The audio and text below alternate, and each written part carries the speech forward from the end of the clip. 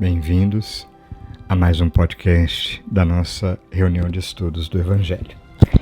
E hoje teremos a participação novamente do Evaldo, que vai falar para a gente do capítulo 27 do Evangelho segundo o Espiritismo, Pedi e Obtereis, o item 7, tendo também por base o capítulo 35, que dá título a esse nosso podcast, Pedir e Conseguir, do livro Jesus e o Evangelho, à luz da psicologia profunda, autoria de Joana de Ângeles, psicografia de Divaldo Pereira Franco. E nessa introdução, eu não vou falar, vou deixar para o Evaldo comentar o tema, que aliás está imperdível, né?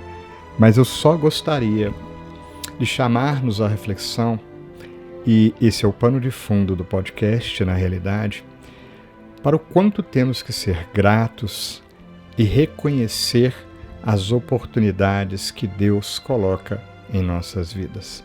Muitas vezes, em nossa miopia espiritual, traduzindo em nosso excesso de orgulho e de egoísmo, nós não conseguimos enxergar essas dádivas, nos acreditando esquecidos de Deus.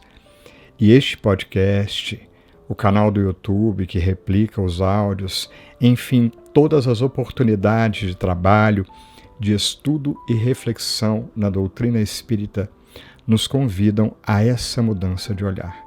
Então, eu queria sugerir a todos que nos ouvem para que a gente começasse por essa reflexão, da necessidade de realmente buscarmos ver essas oportunidades em nossas vidas e o quanto elas têm a capacidade de nos mudar, se assim a nossa vontade o quiser. Não é isso? Mas eu já falei demais, né? Não posso deixar de mencionar que as oportunidades se abrem para que você participe conosco, interaja, não apenas escute, mas fale, tenha voz, esteja conosco, vibrando, mas também concretizando a sua participação. Tem várias formas no Facebook, no canal do YouTube, aqui nesse podcast, nas plataformas de áudio que disponibilizam oportunidade de interação. Venha conosco, agir e movimentar o bem. Esse é, sobretudo, o nosso convite, né? E no final teremos o nosso momento de prece. E meio que já virou tradição, a gente sempre usa uma poesia para nos inspirar de acordo com o tema, para que possamos verdadeiramente nos ligar de coração à mensagem do mais alto. E a gente vai perceber que a poesia de Maria Dolores, ela é lindíssima e nos toca muito a nossa alma. Esperamos que você venha conosco nessa jornada e te convidamos. Vamos ouvir?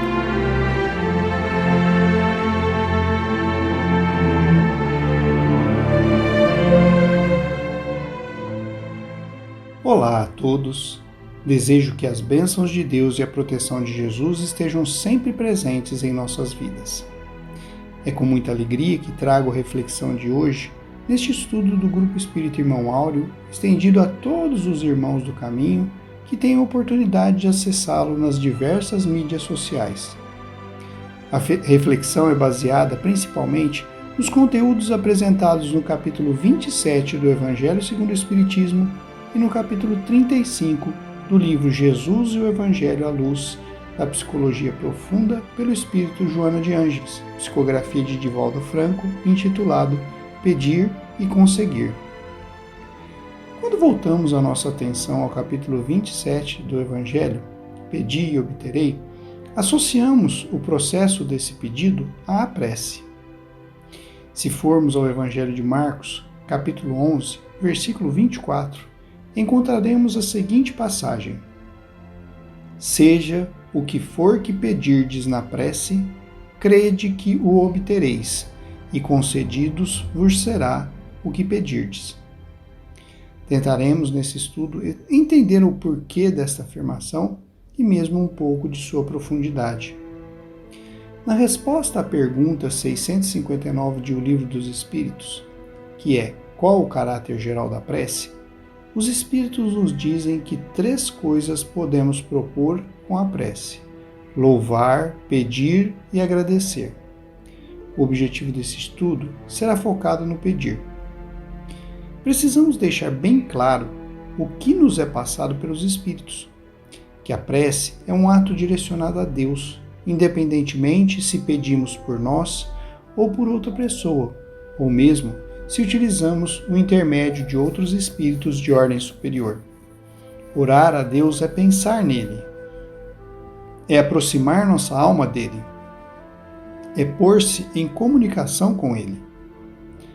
Continuando em nossa linha de raciocínio, se o pedido citado na passagem está relacionado à prece, devemos lembrar de algumas passagens de Jesus sobre a prece. Quando orardes, não vos coloqueis em evidência, mas orai secretamente. Ainda cita que quando quisermos orar, entrai no vosso quarto e, estando fechada a porta, orai. Passagem que está em Mateus, capítulo 6, versículo 6. Para melhor compreensão dessas passagens, vamos recorrer a Emmanuel, no livro Fonte Viva. Quando orares, procura a câmara secreta da consciência e confia-te a Deus, como nosso Pai Celestial. Dessa forma fica muito claro de que o que secretamente e o quarto não se referem aos locais físicos ou à ausência de pessoas, e sim nos fecharmos em nosso íntimo. Do que abordamos até o momento, temos que a prece é uma conversa íntima e sincera de aproximação com o nosso Pai. Agora, iremos trazer alguns detalhes sobre o mecanismo da prece. Como dissemos, a origem do nosso pedido na prece vem do nosso íntimo. Lembrando que a doutrina espírita nos esclarece que o espírito age através do pensamento impulsionado pela vontade. E como se transmite o pensamento? Os ambientes que vivem os espíritos, tanto encarnados quanto desencarnados, está repleto de um fluido como a atmosfera da Terra está repleta com ar. Este fluido é o fluido cósmico universal em suas diversas formas de manifestação. Assim como o ar é o veículo de propagação do som, esse fluido é o veículo de propagação do pensamento. Como todo o universo, tanto no plano físico quanto no plano espiritual, é banhado por esse fluido, o pensamento dos espíritos pode atingir qualquer ponto do universo. Kardec sintetiza esse processo de conexão mental. Dirigido, pois, o pensamento para um ser qualquer, na Terra ou no espaço, de encarnado para desencarnado ou vice-versa, uma corrente fluídica se estabelece entre um e outro, transmitindo de um ao outro o pensamento, como o ar transmite o som. A energia da corrente fluídica possuirá a mesma proporção do vigor do pensamento e da vontade que lhe dá origem. Isso está no capítulo 27, item 10 do Evangelho segundo o Espiritismo. Poderíamos questionar então, todos os nossos pedidos pela prece chegam a Deus? O Evangelho também nos traz através dos esclarecimentos dos Espíritos. As preces que são endereçadas a Deus são ouvidas pelos Espíritos encarregados da execução da sua vontade. As que são dirigidas aos bons Espíritos são igualmente levadas a Deus.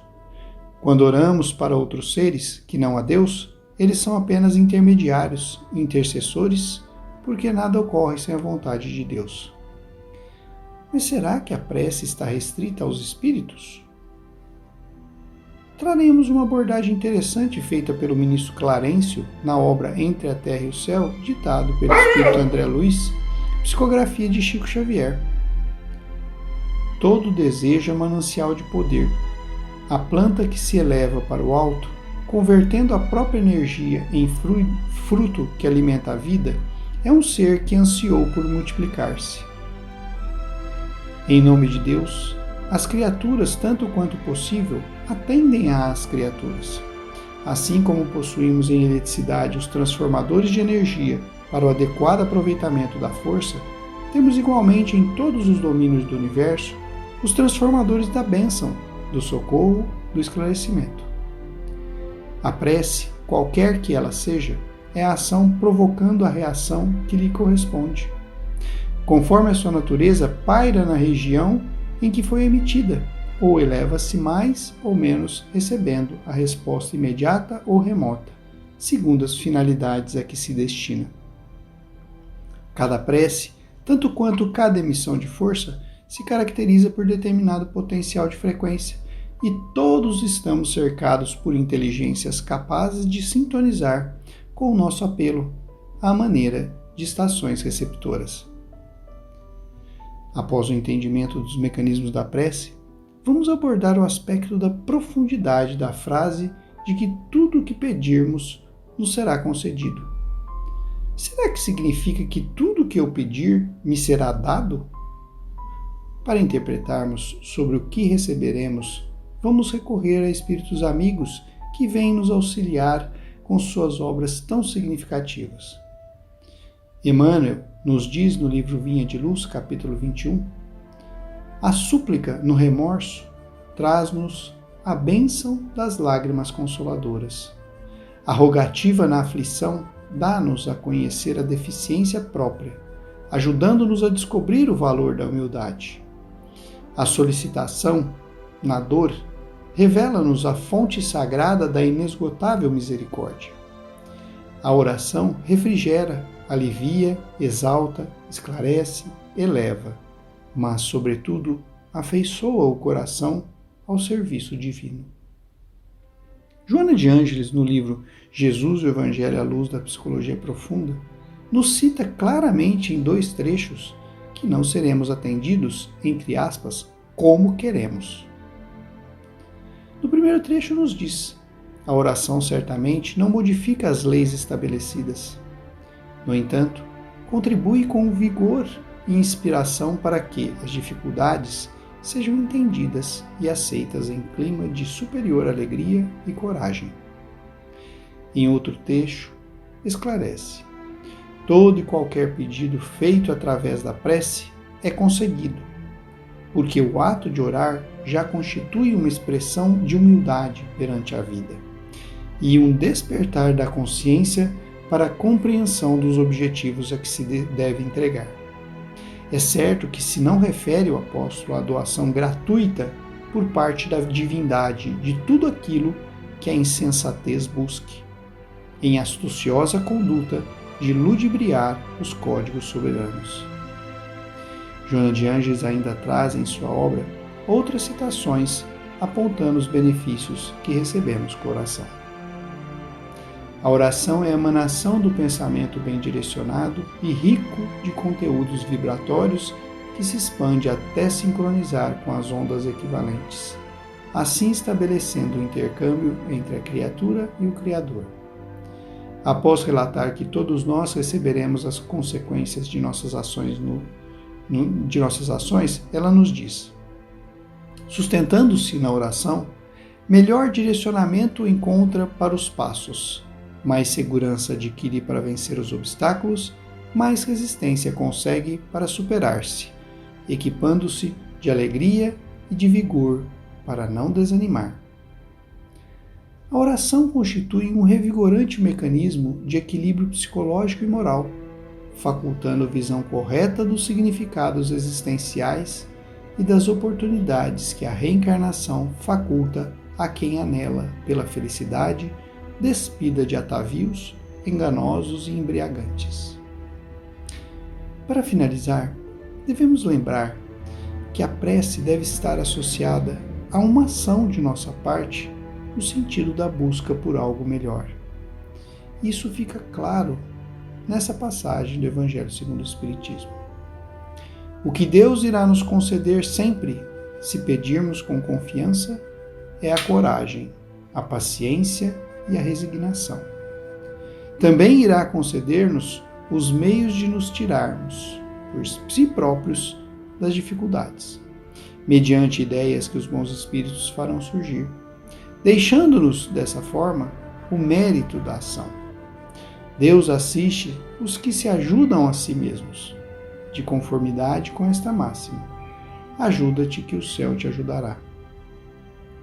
Ainda é importante ressaltar um aspecto imperioso, trazido em um trecho do livro Ceifa de Luz. Oremos sim. No entanto, é imperioso em matéria de pedir, rogar isso ou aquilo ao Senhor, sempre de acordo com a sua vontade. Porque a vontade do Senhor inclui invariavelmente a harmonia e a felicidade de nossa vida. Fica claro que a prece, nas características apresentadas pelos espíritos amigos, é algo fundamental no processo evolutivo das criaturas. Quanto aos espíritos, como nós especificamente, ela é essencial para que perseveremos no caminho do bem quando já o trilhamos, e recurso imprescindível quando nos desviamos dele e precisamos aurir forças para voltar a trilhá-lo. Fiquemos com Deus e, para isso, conforme abordado hoje, fiquemos em prece. Que assim seja. E em nosso momento de oração de hoje, novamente buscamos a poesia de Maria Dolores para nos inspirar do livro Maria Dolores, A Lenda da Rosa. Dizem que quando a Terra começava a ser habitação de forças vivas, nas telas primitivas, tudo passara a ser agitação de festa. As cidades nasciam em singelas aldeias na floresta. A beleza imperava, o verde resplendia. Toda a vegetação se espalhava e crescia, dando refúgio e proteção aos animais, do mais fraco ao mais forte. O progresso ganhava as marcas de alto porte. No campo, as plantas todas respiravam felizes, da folhagem no vento à calma das raízes. Era um mundo de belos resplendores, adornado de flores com uma estranha exceção. Tão somente o espinheiro era triste e sozinho, uma espécie de monstro no caminho, de que ninguém se aproximava, todo feito de pontas agressivas, recordando punhais de traiçoeiro corte que anunciavam dor e feridas de morte. De tanto padecer desprezo e solidão, um dia o espinheiral fitou o azul imenso e disse em oração: Senhor, que fiz de mal para ser espancado e escarnecido? Todos me evitam cautelosamente, como se eu não devesse haver nascido. Compadece-te, ó Pai, da penúria que trago. Terei culpa das garras que me deste? Acendes astros mil para a noite celeste. Vestes a madrugada em mantilhas vermelhas. Das lãs para as ovelhas, inteligência aos cães, cântico às aves. Estendeste no chão a bondade das fontes que deslizam suaves na força universal com que desdobras a amplitude sem fim dos horizontes, em cujo místico esplendor falas de majestade, paz e amor. Não me abandones, Pai, às pedras dos caminhos. Se posso, não desejo oferecer somente espinhos. Quero servir-te a obra, aspiro a ser perfume, inspiração e cor, harmonia e beleza, para falar de ti nas leis da natureza. Dizem que Deus ouviu a inesperada prece e, notando a humildade e a contrição do espinheiral, mandou que à noite o orvalho lhe trouxesse um prodígio imortal. Na seguinte manhã, logo após a alvorada, por entre exalações maravilhosas, o homem descobriu, de alma encantada, que Deus, para mostrar-se o Pai e o companheiro, atendendo à oração, pusera no espinheiro a primeira das rosas.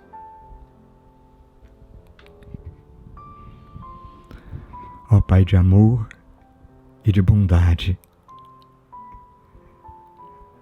nesta linda poesia que toca o nosso coração e nas vibrações do Evangelho percebemos, Deus de amor e de bondade, que ouves todas as nossas súplicas com carinho e extrema afeição. Mas como Pai zeloso que és, capaz de cuidar da humanidade inteira, responde sempre de acordo com as nossas necessidades e com profundo amor. Pois que nessa oração, de coração aberto para as vibrações do mais alto, queremos apenas pedir-te, Jesus, à semelhança do cego Bartimeu que foi curado, que possamos ver, que possamos enxergar as tuas mãos amorosas conduzindo-nos pelo caminho reto que nos faz nos aproximar de ti.